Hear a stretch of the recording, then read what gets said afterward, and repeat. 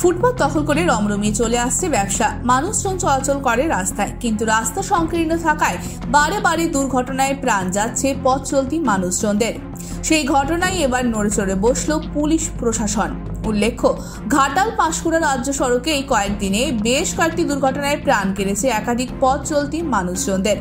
রাজ্য সড়কের পাশে ফুটপাত থাকলেও সেই ফুটপাত দখল করে রমরমিয়ে চলছে ব্যবসা। ফুটপাত দখল করে ব্যবসা চলার কারণে সেই ফুটপাত ব্যবহার করতে পারছেন না পথ চলতি মানুষজন, ফলে রাজ্য সড়কের উপর দিয়েই চলাফেরা করতে হচ্ছে মানুষজনদের। ব্যস্ততম এই ঘাটাল পাঁশকুড়া রাজ্য সড়কে যানজট থাকে মূলত দাসপুর, বকুলতলা, পীরতলা এলাকায়, ফলে দুর্ঘটনা বাড়ে এই সমস্ত এলাকাগুলোতে। এই কদিনে বেশ কয়েকটি পথ দুর্ঘটনায় প্রাণ কেড়েছে একাধিক পথ চলতি মানুষজনদের।